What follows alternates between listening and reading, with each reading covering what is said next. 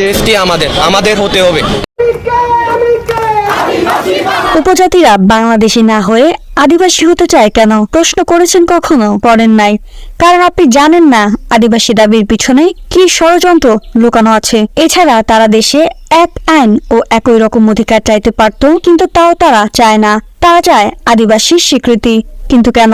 এর কারণ হচ্ছে আদিবাসী স্বীকৃতি আদায় করতে পারলে পার্বত্য চট্টগ্রামকে বাংলাদেশ থেকে বিচ্ছিন্ন করে তারা আরেকটা নতুন রাষ্ট্র তৈরি করার সুযোগ পাবে জাতিসংঘের 2007 সালের ঘোষণা অনুযায়ী। হ্যাঁ, এটাই তাদের মনের ভেতর লুকানো আসল উদ্দেশ্য।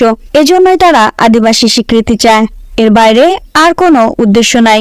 দেশি বিদেশি অনেকে এখানে জড়িত, অথচ নৃতত্ত্ব ও ইতিহাস বলছে পার্বত্য চট্টগ্রামের উপজাতিরা বাংলাদেশে অভিবাসী হয়ে এসেছিল ঠিক রোহিঙ্গাদের মতো এবং ফিলিস্তিনের বুকে ইসরায়েলিদের মতো আজ থেকে প্রায় 100-200 বছর আগে। অথচ আজ সেই সব অভিবাসীরাই ইসরায়েলিদের মতো বাংলাদেশের আদিবাসী দাবি করে বসছে। কি আশ্চর্য, তাই না?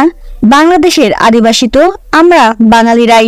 যাই হোক, এই সময়ে দেশি বিদেশি ষড়যন্ত্রকারীদের উস্কানিতে উপজাতিরা এই দাবি নিয়ে হাজির হচ্ছে আর পাহাড়ে উদ্দেশ্যমূলকভাবে অশান্তি তৈরি করছে, সেনাবাহিনীর বিরুদ্ধে অপপ্রচার চালাচ্ছে আর উপজাতিরা নির্যাতিত নিপীড়িত এরকম নানান বানোয়াট ছবি ভিডিওর গুজব অনলাইনে ছড়াচ্ছে। কাজেই আদিবাসী দাবি করা রাষ্ট্রদ্রোহিতা। এর বিরুদ্ধে প্রত্যেকটা বাংলাদেশিকে অবশ্যই সরব হতে হবে, নইলে ভবিষ্যতে পাসপোর্ট নিয়ে পার্বত্য চট্টগ্রাম যেতে হবে।